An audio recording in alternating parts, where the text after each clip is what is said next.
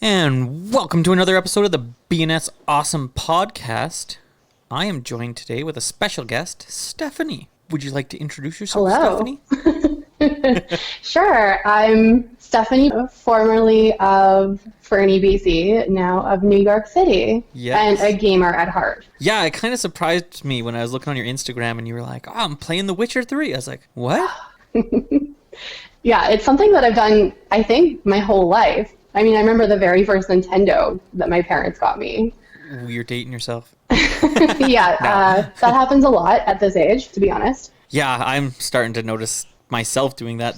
What the hell was it? It was like, oh, if you've seen Super Mario Brothers the movie, you're old. I was like, ugh, Oh, that really sucks. that one's relatable too. Yeah, Yeah. I feel that deeply. No, how's things? You were in New York and then you I was. crisscrossed the border. A week ago, actually, a little over a week ago. It was an interesting adventure, lots of complex logistics, but I'm happy to be closer to family for a little bit throughout the summer at least. Yeah, no, that's awesome. Yeah, it sounded pretty scary over in New York, so we're glad you're safe. Yeah, I'm happy to have escaped the apocalypse because that's fun in video games, but not in real life. Yeah, exactly. You're like, oh yeah, I could totally survive the apocalypse, and then you're like, not with all the crazy No, people. no, definitely not. I think that's been the scariest part of it is just like how crazy people have acted throughout this, Yeah, and it's like I completely agree. it's almost not needed. A lot of it's not needed. It's like, man, if everybody would to just take their time and like, yes, here is some toilet paper for you. Here is some toilet paper Right. for you. Everybody would have been Yep, way better off.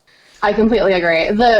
I mean, I don't see it as much here because I'm in Alberta now, but back home, I feel like the food shortages were shocking. Like it was very scary for sure. Just how Oh. people were hoarding things, and Yeah, it's crazy.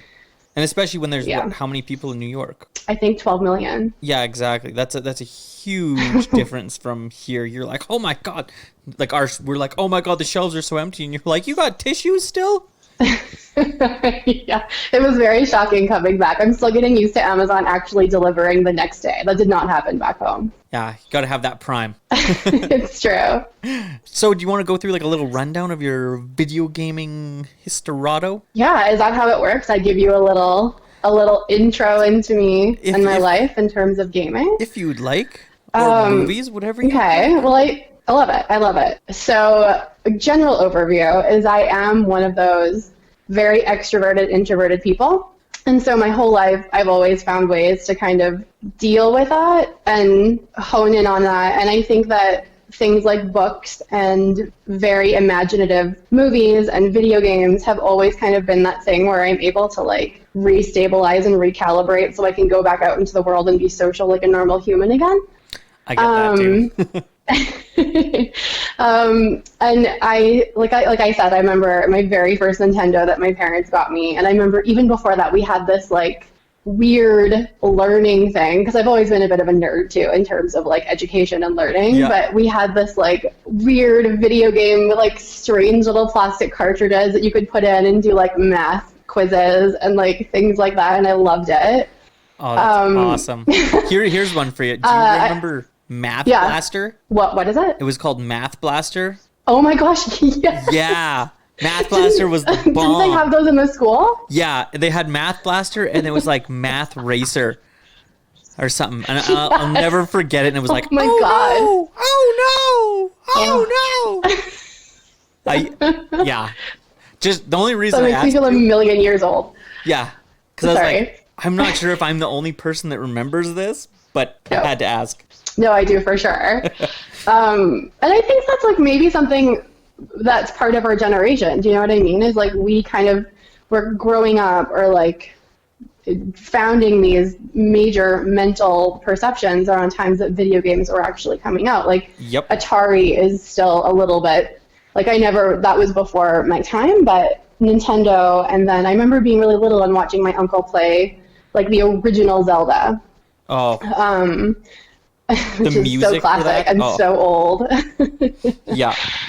So I think like, yeah, it's kind of been a path from that, you know, like I loved all of the, and still do, obviously, love all the Zelda games. Yeah. Like Final Fantasy, anything that is like RPG that I can get like super immersed in and like hyper focus on all the little quests and, you know, like it's one of my favorite things to do still. I absolutely love, like I said, we're going to talk about The Witcher 3 more. Yeah. I find that like I love those type of games, but I'll end up being like too much of a side quest person, and I just do side quests. And then I've spent 40 hours side questing. You're like, I don't even know where the story goes. Yeah, with The Witcher, I mean, if you played it, you know, like those side quests are intense. Like I completed the 2 expansion packs as well, and I tried to finish everything that I could, and I'm still only at 53% done, which is crazy. Wow, that's how I was with Skyrim. Skyrim was like I figured like too much. If you look on your Xbox, I don't know what you have, but if you have an Xbox, it'll tell you how many hours you put into it. And mine, I looked at mine by accident, and it was like 2,200 hours, and I was like, what? Yeah, and I remember. That doesn't surprise me at all. I remember like the first like 700 hours. I know exactly what happened. Like I beat the game. I was gonna do all the side quests and get like the Daedric artifacts. I don't know if you know. Yeah. So there's one with a dog, and you have to follow this dog up the mountain, and he takes you to this whatever. I killed the dog, so there was no way of me ever getting that unless I restarted. So I beat the game and then restarted just to get an achievement. So, I mean, I totally respect that. I feel like I left my system at home back in New York in my storage, but I actually like loaded everything onto a USB in case I decided to play it here somewhere if I ever could, because there were some things where I was like, oh, I didn't actually get that in the beginning, and I had to start it over again to get it. That's awesome. Like my boy was, it's just weird, like dating ourselves, like along with video games, music too. Like my little, well, he's 9, he's not little, but he's like, oh, Dad, you've heard of Eminem? And I'm like, oh no. Yes. I was like, I've known about Eminem since he first came out. He's like, that must have been a million years ago. It was. Yeah, definitely feeling old. But yeah, no, sorry. Anyways, on with your video game stuff. Yeah, I mean, well, that basically is it, right? Like, I feel like I go through lulls, obviously, where like I have a little bit more time to kind of indulge, and like you said, like I love getting into like every little thing in terms of completion. But also, up until a few months ago, I had moved to New York, as we already said, and I was finishing my degree. So I didn't really have any, like there was a period there for 3 years where I didn't have a lot of time to really do it. So I feel like, especially with COVID, I put a lot of hours into that game. and you know what the really nice thing, like I guess COVID is a really bad thing. But like terrible, right? There is so many like so there's Epic Games, like there's a on whatever, and there's Xbox and all that, and they're all like pitching in, and they're like, okay, we're gonna discount all of our games. Yeah. And I find that a lot of people are like, oh, like picking up stuff like, oh, I haven't played, I downloaded Final Fantasy X the other day because I was like, I haven't played that in years. Man, that's a good one. Yeah.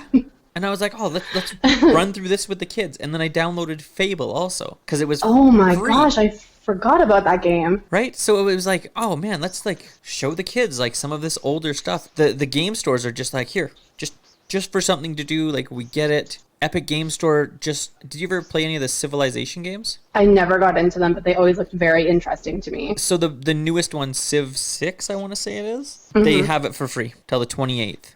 Whoa. So I was like, well, I might as well try that. So every morning I get up, I'm usually up pretty early anyway, so I come downstairs and I play Civ 6 for 2 hours. That's beautiful. Yeah, I love that. It's nice catching up on stuff because, haven't been able to for a long time. Yeah. I feel like you have just like set me on a throwback in terms of Fable. Like I forgot that was even a thing. Oh, it is until you so said good. it, and now I feel a little bit jazzed looking at it. Like I might get into that later. Right, and it's like it's such like a relaxing pace of a game too. It's like, oh, I'm gonna go fishing or try and open up some of these doors. It's just so easy. Man. So if on Xbox, if you pay I think it's the Ultimate Pass, I think it's about 15 or 16 bucks a month. You get all those for free. All of the Fables. That's amazing. I love that. Yeah. I'm like, okay, perfect. Huh. Yeah, and I think they just did it's like $1 a month or something on Xbox.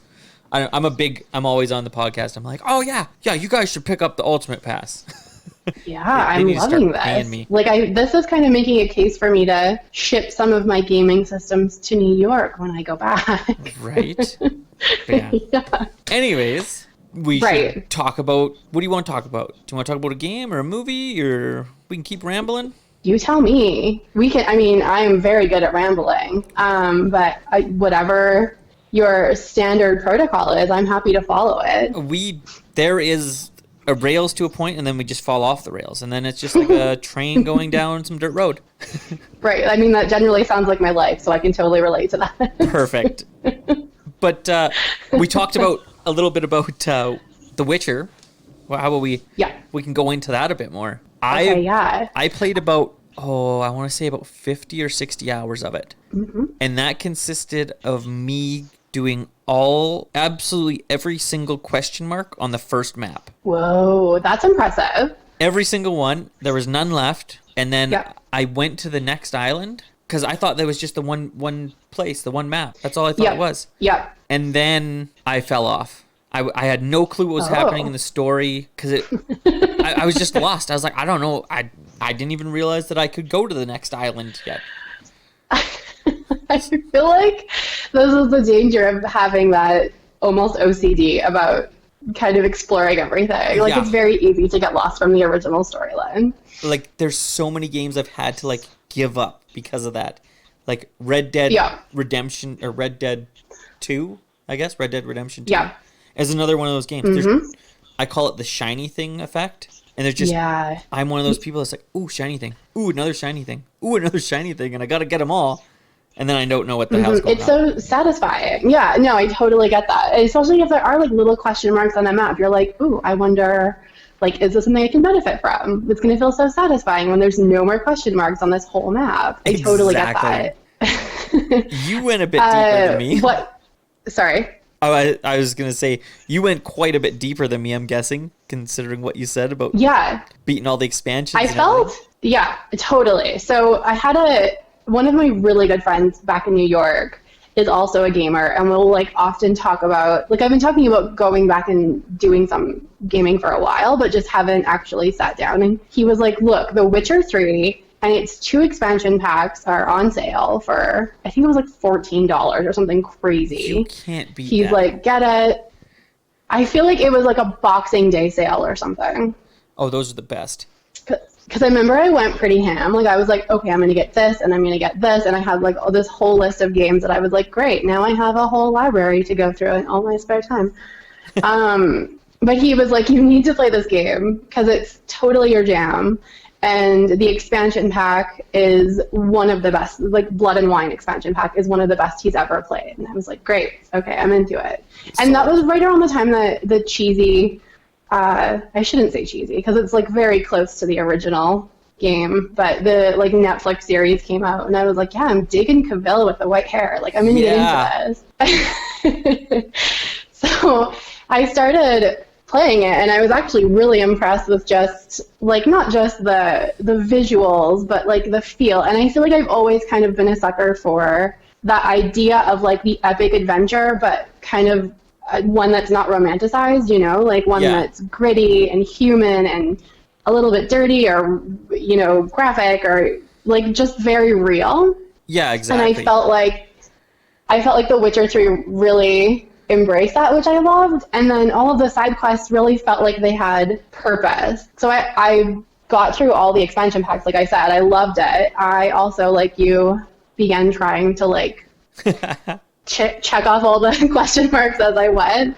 But I thought it was really, I mean, it was, all of it was just, like, very visually stimulating and engaging, and I, like you said, I loved, like, jumping from, like, different lands, and, like, the landscapes and the music and everything was different, and I just felt like I was in, like, there's one part of it, Skellige, which is, like, very Scottish. Like, it almost reminded me of, like, a bunch of, like, full-grown Scottish dwarfs, which I loved. Oh, that's so cool. And Yeah, it was very cool. And then you get used to like these cold and gritty kind of landscapes, and then you go into the expansion pack of Blood and Wine, and it's like almost like this weird combination of like France and Italy, and it's beautiful and it's very like fairy tale, and it was very refreshing once you like finish the actual game. I loved it. Yeah, I think I'm gonna have to go back and check that out because, like I said, the only crappy thing is I think I'd have to like almost start over. Yeah. Just to get the main storyline and figure out what the hell's going on. I mean, you could always find Nicole's notes or something too. Hey, that works too, yeah. Just to like catch yourself up and then jump back into it. That's always an option. But I really, like, out of all the games I've played, and I've played a lot, I feel like this one really, I was, especially with COVID at the end before I left, like I was really immersed in it. It would kind of be my escapism. Yeah, and then a whole different level of it. You can well, especially in New York, like you said, like their shit's going crazy. Like you could actually get away and like drift and be like, oh man, I'm gonna go take this boat somewhere, and you could actually like I think that's the nice thing about like the open world RPGs and stuff like that we have now, is that we can explore in our own house and not have to worry about anything. And totally, especially like I said, these times are great for that. Yeah, it's glorious. I liked what you said about like how it's so real and like how your choices make a difference. Because I remember like is it Trist or Guinevere that's at the castle in the swamp? Oh, I can't remember. Like in The Witcher, it's not Triss, it's oh my gosh, I can't remember her name. It's the blonde sorceress. Yeah. Anyways, who is one of his romantic interests. But yes, go on. I love the fact that it's so different that like I know I killed her by accident. Yeah. And I was like, oh no! And then everybody else is like, how did you kill her? Like, they're like, it's kind of hard to do. I was like, I don't know. She just attacked me. Right, but that is one of the options at that point. I know exactly the part that you're talking about, but that is one of the options where you like try to force her to give the document back and she doesn't, and then she attacks you. So and she gets all pissy and you're like, what? I didn't do anything. Yeah. I'd like to dig more into that because it is like. Oh, sorry. Sorry, go ahead. No, go ahead. Oh, I was just saying like. And there's just so many like little crazy missions. Like there's one that I did was you're in a village and there's a werewolf. And they're like trying to figure out who the werewolf is. And then all of a sudden the werewolf gets pissed off at you and attacks you just out of nowhere. And you're like, what the fuck just happened? Yeah. So. I think that's like the engaging part of it, you know? Like I think that makes it easier to kind of make it a method of healthy escape, right? Because every action that you have in that game has consequences. Yeah. And I think there's like potential for 8 different endings or something crazy. And like if you kill the werewolf, then their family members might come back later and like try to kill you. Or if you help this person, 10 storylines later, someone is like showing up to help you across something. So that's something else that I really liked about it. I like the fact that you can have the different options. Not like it just makes it so much more immersive. Like Mass Effect is a great example of that. There were so many different options, and it just makes a huge difference. Yeah, it's a great experience. Oh yeah, and like I said, like they're just getting better at making games, and like so the people that made Witcher are also making a game called Cyberpunk 2077. I heard about this. Yeah, will be released this September, I'm hoping. And it's set in like a distant future or whatever. Like just to see what those guys can do in that after making The Witcher. Yeah, I'm super excited. I think it would definitely be worth playing. Yeah. So no, The Witcher was a great game. I think everybody should check it out. If you had to give like we do a ghost system. I don't know if you've ever played Destiny. There's a joke that happens. Peter Dinklage played this ghost, and we were like, oh, and then it changed from Peter Dinklage to Nolan North, so now we have ghosts. That's our rating system. I don't know how to explain it, Steph. Okay.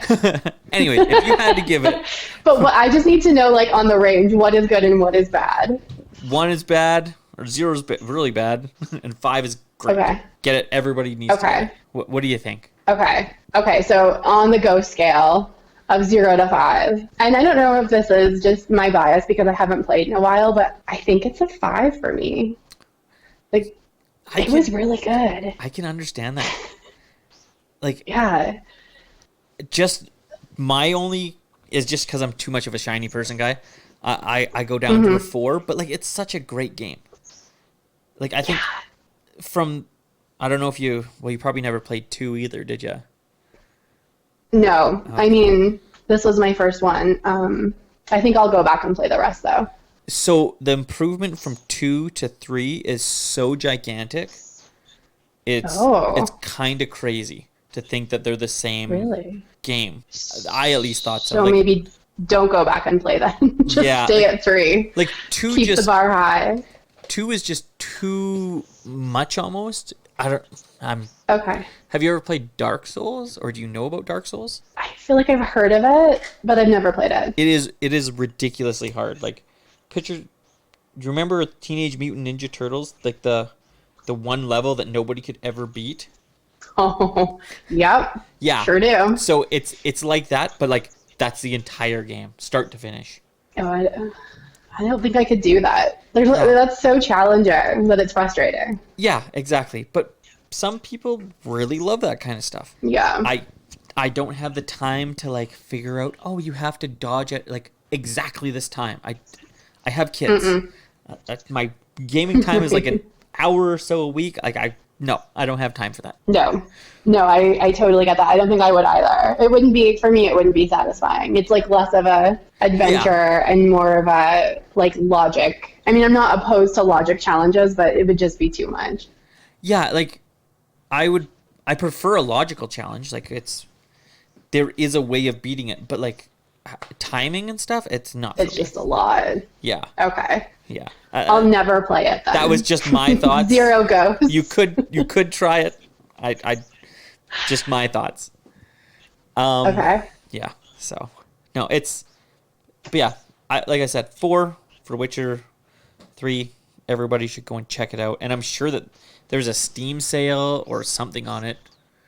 Like it's that good. Yeah. Agreed. Yeah. Okay. So we also planned to watch a movie. Right. And it is your favorite, I've heard. One of them, yes.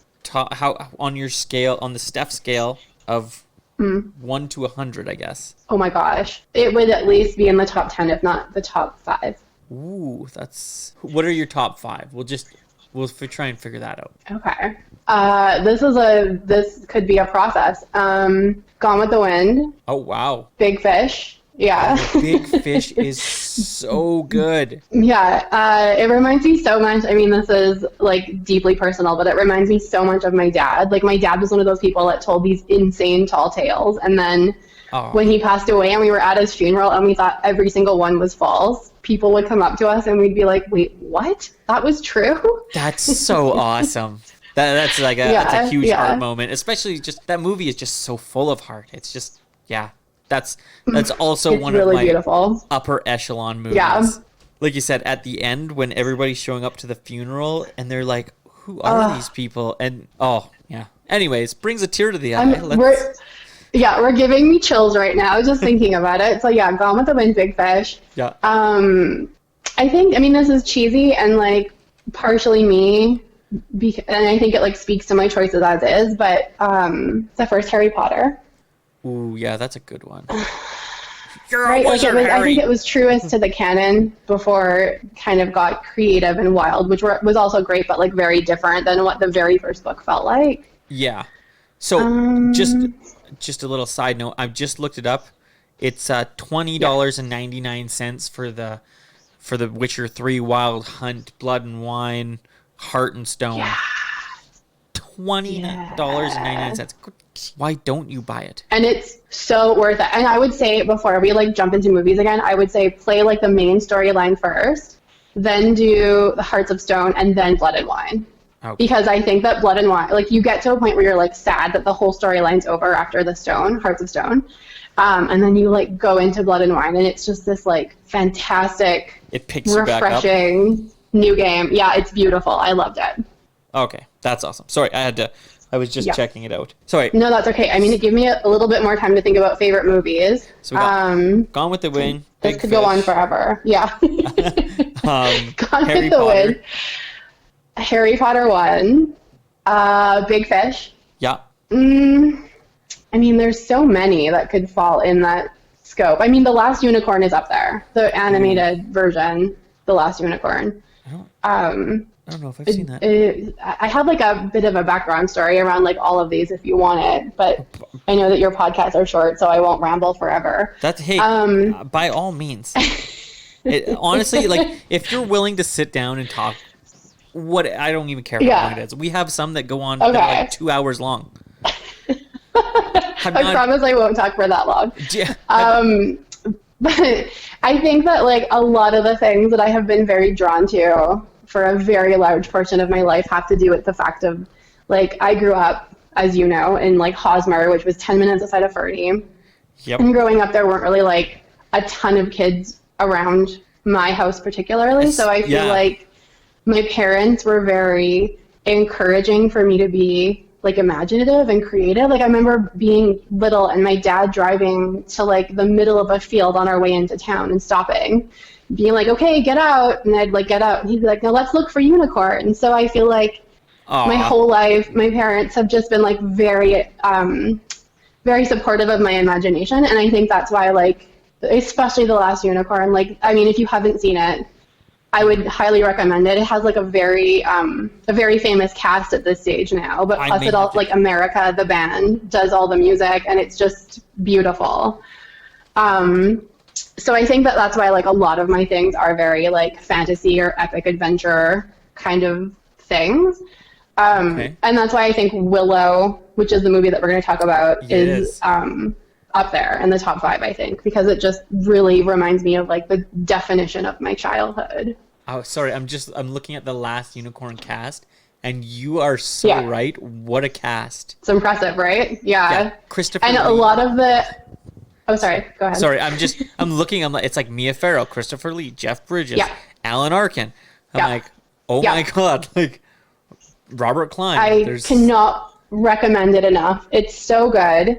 And I think a lot of the visuals, I mean, I could go into books for a whole hour on its own, but this book specifically by Peter S. Beagle is, I think, for me, one of the most beautifully written books I've ever read. Like his metaphors and comparisons are just like shockingly perfect. And I think they really have a good way of like relaying that in this movie. Like they use a lot of the original dialect from the book in the movie. Okay.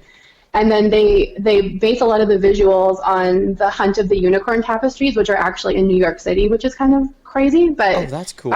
It's like the very, very famous tapestries of the hunting of the unicorn from medieval times. And so like it's just a very cool little movie. That's super cool, neat. Sorry, I didn't mean to sidetrack. I just, when somebody mentions a movie that I haven't seen, I'm like forced to like check it out. And I'm like, oh wow, like I don't know how I haven't seen this. Like my little girl would love this. Yeah, oh my gosh.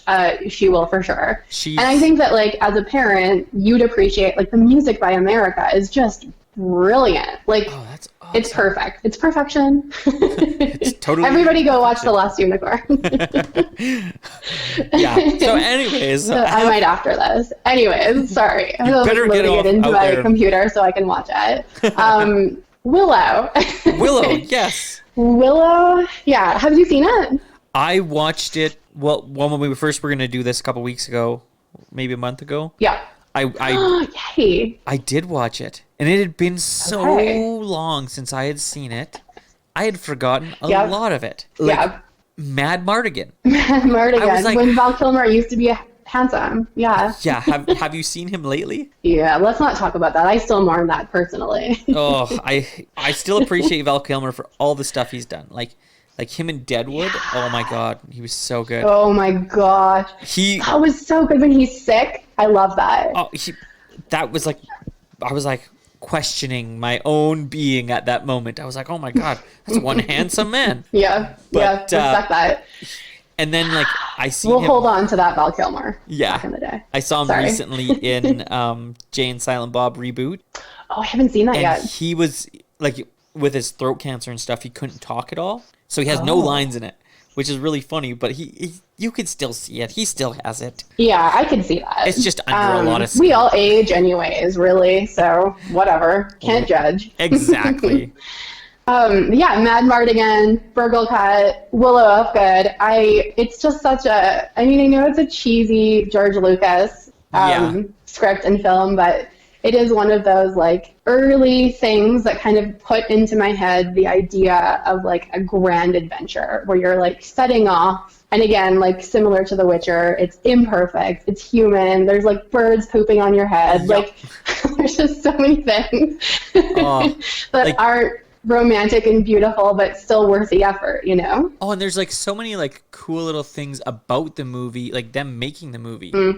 Like, I didn't know this, but the guy that plays Willow was only 15 or 17 at the time. What? Yeah. This is an amazing fact. I did not know that either.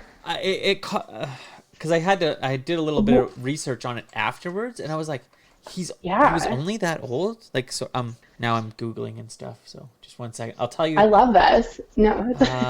It's Warwick Davis. Yeah. So he's only 50 right now.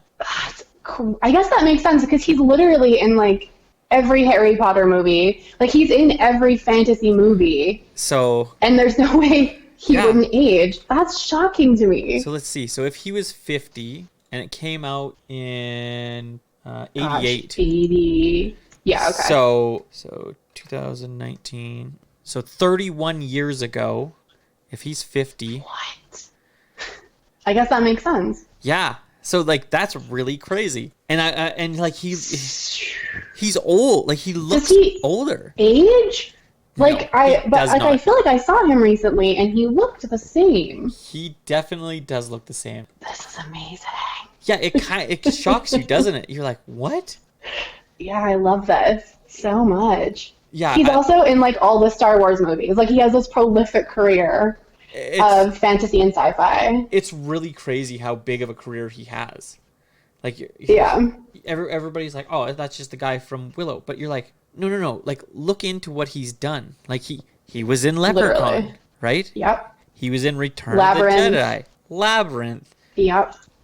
Star Wars Episode 1.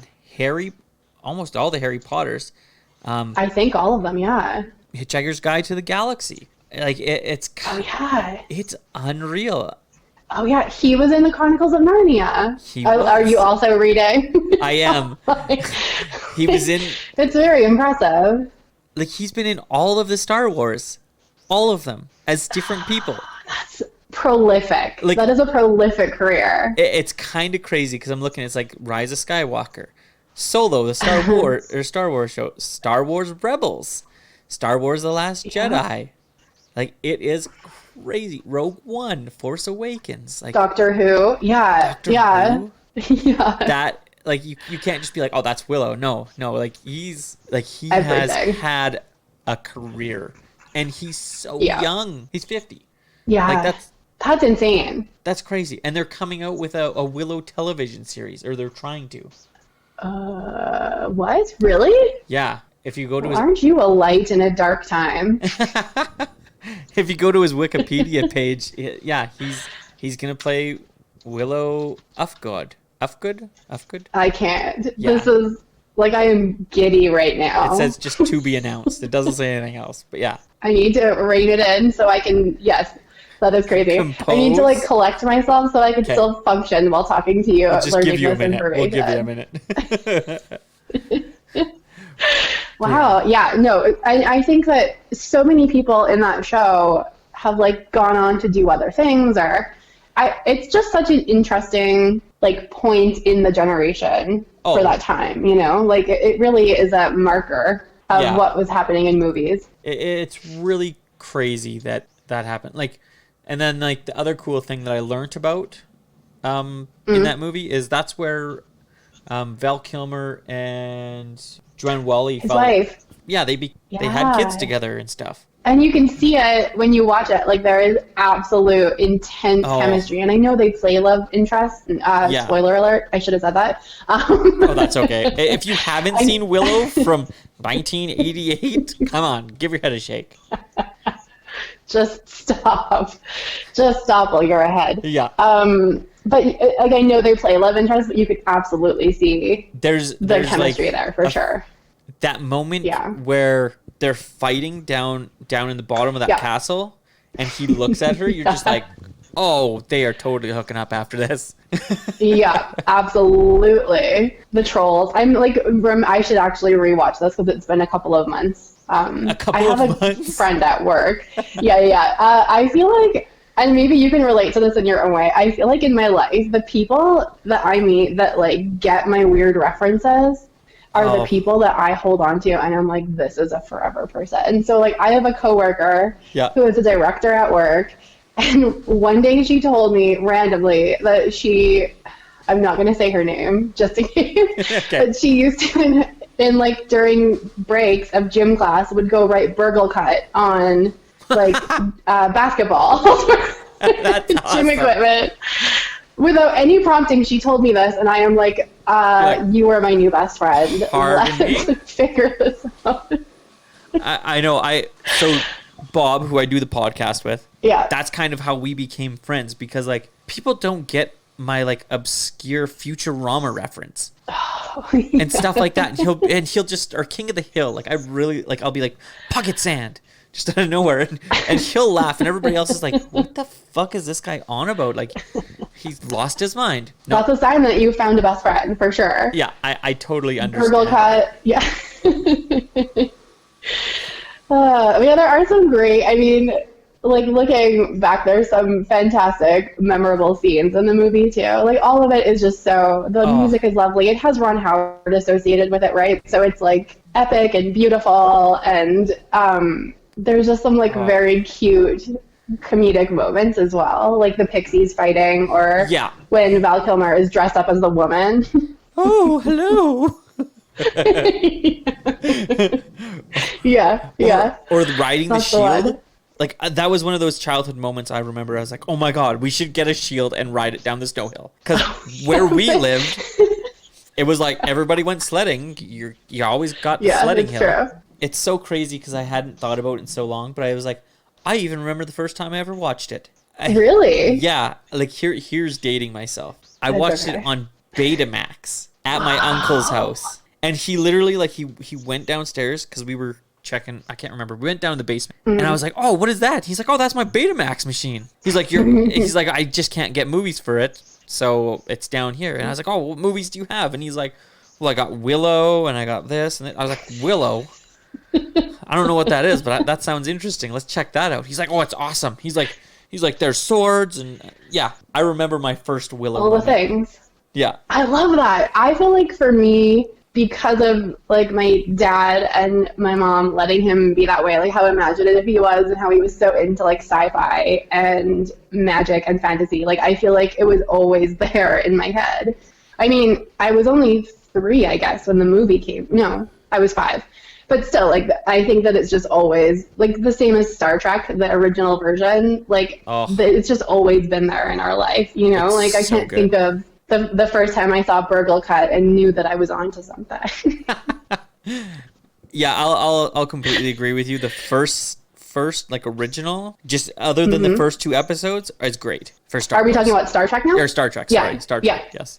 Yeah, you gotta get rid of the first 2, and then after that it was great. Yeah. Gold. Yeah, that's actually very true. Because like those first 2 were with somebody else. I can't even remember what his name was. Because I was like, oh yeah, here I'm gonna show the kids like this is cool. Like I used to like Star Trek, and then they're like, yeah, this is so boring. And I was like, yeah, this is really boring. So this is not good. We jumped ahead a few, and then it was like, oh, this is really good now. Yeah, they were very. I mean, that's a whole other topic. But I mean, like I guess it was a little bit earlier because I remember my dad talking about watching Star Trek as a kid, but it's that same concept of like kind of expanding on something, or like Like over in the 80s, the Nugget was obviously like still space and sci-fi, but Willow was kind of an expansion on something before its time in terms of like the big boom. And I mean, Lord of the Rings is old, obviously, but like the big movie boom with Tolkien and Harry Potter. Like I think that Willow was kind of like the entry point for that to come back into our point of interest. Exactly. And like before that, there was so much controversy over like the Dungeons and Dragons stuff. Yeah, like everybody was like, it's Satan, and like people were like burning Dungeons and Dragons books because they thought it was the devil, which really people blows still my burn mind. Harry Potter books. Kind of crazy that like it came out and was like such a well received movie in those times, especially with like I said, with all the Dungeons and Dragons stuff, because it's kind of along those lines. Definitely. I've gotten to that point in my life where I'm like, yeah, I don't mind playing Dungeons and Dragons. It's kind of fun. And I'm a big nerd. Yeah, no, I totally respect that. And it's only been like within the last, I don't know, I'd say 5-10 years that I've been like, I am not trying to impress people anymore. And that's also like Willow in that sense. Like, because I remember, I can't remember what the other guy's name is, the asshole dwarf. That's Burglecut, yeah. He's just like, what are you gonna do? You're not gonna do nothing. You suck, pretty much. And Willow was just so bent on saving the baby, and he did. Yeah, I love it. I love that. Like I feel like there's so many like different paths we could go down in terms of rabbit holes, but that's something that I love about movies like that, is it's like you have a lead that again is like human and believes in themselves enough to like try or like hold on to their conviction even though everyone else is telling them it's not possible. Yeah.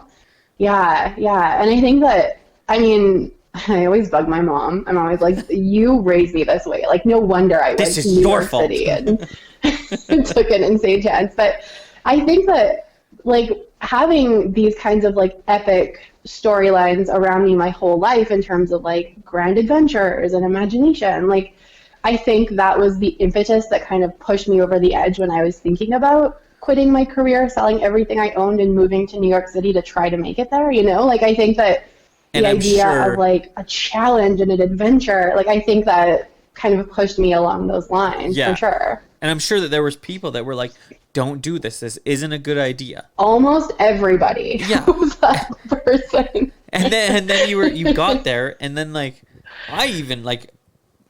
I got a hold of you on Facebook, and I was like, holy crap. Like, I can't believe you're in New York. And crushing it and doing what you dreamed of, and that's totally awesome. Right. I think I still have moments. Do you know what I mean? Like, there are still moments where I'm like, oh, I'm okay here, and I've done it, and it's okay. I might not be at the happy ending point like Willow is with Elora Danan and Mad Mardigan. Like, I might not be there yet, but I feel like I've accepted it a little bit more in terms of the crazy adventure I've been on. Yeah, and it's just, it's nice to see people achieve what they've wanted to do. And they're in any way, shape, or form. Exactly. And like I love the fact that I have this podcast. Because it is one of those things that I've always wanted to do. And everybody's like, oh, you're not going to have anybody on there. And like who's going to listen? And like, we have a fairly strong listening, which is kind of awesome. And I appreciate everybody that does listen. And like, we've had I love that. movie directors on here. And like, I got, it hasn't happened yet, but one of the girls that is in the Pokemon show is going to be on. Oh. That's cool. Yeah. So like it's really neat for me, and like for all those people that did say, oh well, it's not gonna really nothing's gonna happen. Like, stuff it. Yeah, all the burgle cuts can go get. What is it that actually is it a dove that poops on him? I was just gonna say, is it a dove? I think it is a dove because I have doves at my house and I absolutely hate them. Oh. Yeah, I think that.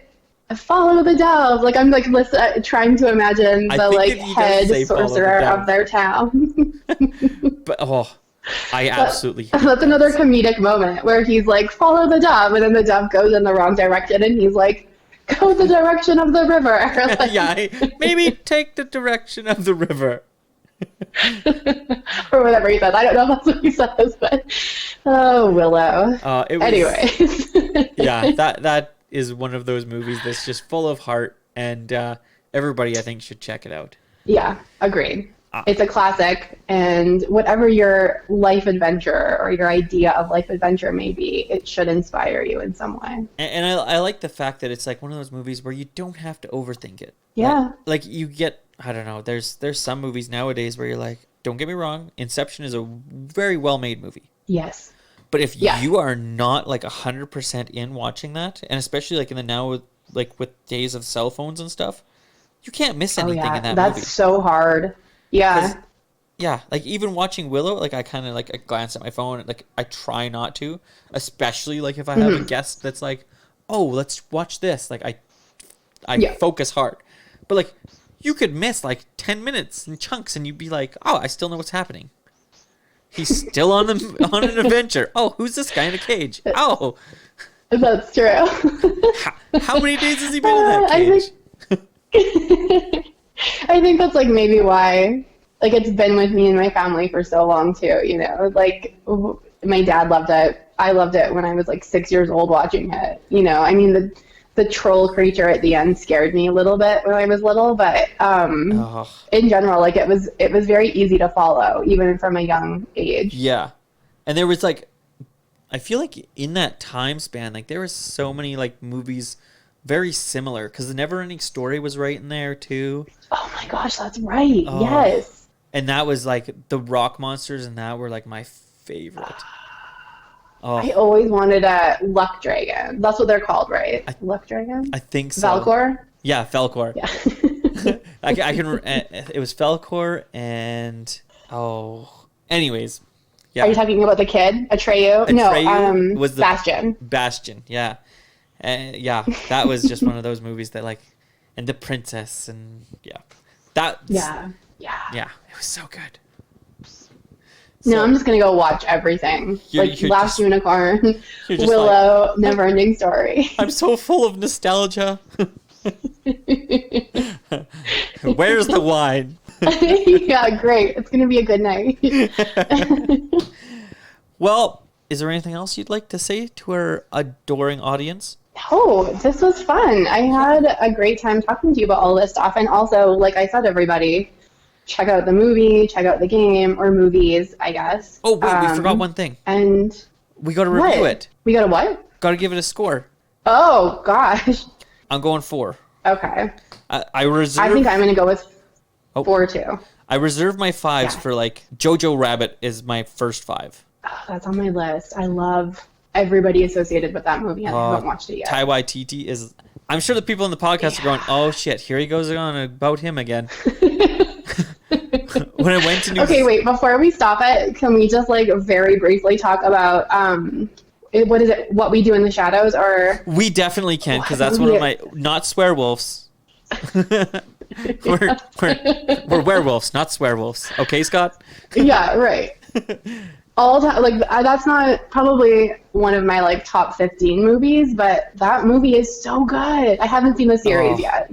I have watched both. So, little backstory on it, why I love it so much and why I love him so much is we went to New Zealand, and while we were there, my friend was like, "You got to check out like this movie called What We Do in the Shadows." So while we were in New Zealand, we watched What We Do in the Shadows, and then his other movies are Hunt for the Wilder People, and that's a badass movie. Have you seen Deadpool 2? Yeah. So one of my friends is in it. Oh, well, maybe I need to get to know your friend. The boy in that, the young kid. Yeah.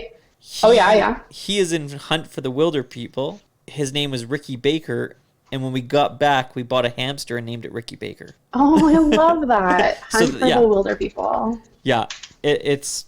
Okay. It's on Netflix too. It's a must watch if you like What We Do in the Shadows. Okay, great. I am for sure adding that to my list. Okay, well we might have to talk about it on another podcast. Yeah. That one. But yeah, What We Do in the Shadows. We're just going to call it us rambling about movies and digressing from every topic we've ever had. That is totally fine. That's the best part about the podcast. We don't care. We don't judge people. Okay. I like it. And you can trim whatever you don't want, so no one will ever know we said certain things. You'd be like, shit, fuck, and nobody even knows. Yep. So anyways, what we do in the shadows? Yeah. Oh, I was just saying that I love that movie. I like that the moment where he like comes up in the beginning out of the coffin and he's just like deliciously happy. It's just like, it's brilliant. Like the whole movie is beautiful and so great. I love the part where he's like, oh my god, what happened to Peter? Oh my god, Peter's dead. Did somebody forget to close the blinds for Peter? It's just this like his like cute accent. Like it's just all so special to me. It's so great. So I have like 15,000 movies to watch this week, which is great because I'm still in quarantine until Saturday. Exactly. So you're set. Team. Yeah. Oh my god. Like there are so many good moments in that movie, and so like they tell us, oh yeah, we should watch this, and this is like fresh off of the plane. Like we're just like, we need downtime, we need to relax. We just spent 20 whatever hours on a plane. Oh god. So anyways, everybody falls asleep except for me, and then they wake up to me laughing when at the werewolves and swearwolves part because I'm just hysterically laughing because I'm like borderline crazy at the moment. Right. So no, we've all been there. He doesn't have a bad movie. No, he's brilliant. Like just brilliant. His other one, like one of his first ones is called Boy, which is amazing. Yeah, Boy. Okay, just Boy. Just here, I'll double check. I'll Google it and I'll send you the link to it because it's that good. Okay. Okay, great. Yeah, it's that good. Yeah, having Boy, you're right. Yeah. Having a golden touch like that. And he's 44 and Boy was his first film 10 years ago. Like I feel like that's encouraging in that he started like out on the scene when he was 34, you know, like it's not too late for all of us. It's not too late. Yeah. Yeah. No, it's super nice to see. Like he's got other stuff that he did, but like Boy was like his first like big one. But yeah. I love it. Yeah. Okay, I'm adding that to my list. Everybody's going to be like, oh, he's fucking talking about Tai Waititi again. God damn it. I'm sorry, everybody. He's just a wonderful man, everybody. He's wonderful. You can't miss a chance to praise him, and you also can't miss a chance, if people haven't already, to watch What We Do in the Shadows, because it is delightful. Like, and every, like, the movie, the TV show is great, too. Everybody needs to check that out. Okay. Agreed. So anyway, how did we get here again? You said we need to talk about What We Do in the Shadows, and then you were like, right. I just really. But before that, were we rating something? Oh or yeah, what were we? We rated Willow, and then we were gonna. Okay. I was like, oh, okay, everybody, and then you were like, oh wait, whoa. Have you seen What We Do in the Shadows? Okay, that's it. Sorry, I'm done. And then I went on a rant about Tai Waititi. Okay, good. It happens. So I'm not missing anything. That's what I was worried about. You were like, oh no. Watch the movies. Yes. Play Witcher. Do Blood and Wine. And if you get a chance, and you read, check out Peter S. Beagle's Last Unicorn, because it is a fast read and it's really beautiful. Done. There you go. Plug is over. Awesome. Thanks so much for being on the podcast, Steph. Thanks for having me. This was fun. It. And maybe we'll have to do it again. We'll have a little Taka Waititi, just me and you talk, where we like go over like a few movies. Because I can totally watch all of his movies over again. Okay, we'll like make a hot list, and then we'll go through the hot list and just go down rabbit holes of epic proportion. Here's the three: What We Do in the Shadows, Hunt for the Wilder People, and JoJo. Okay. Love it. I am totally in for that next time. Okay. Thanks again, everybody. Stay safe, and thanks for listening. Have a good one. Well, thanks for listening to another episode of the BNS Awesome Podcast. We can be reached on Twitter at BNS Awesome Pod. We can also be reached at our email account, bnsawesomepodcast@gmail.com. We also have an Instagram, the BNS Awesome Podcast. You can also get the podcast on YouTube. Just search up the BNS Awesome Podcast. We are also on Stitcher, Spotify, iTunes, and pretty much anywhere else you can get your podcast at.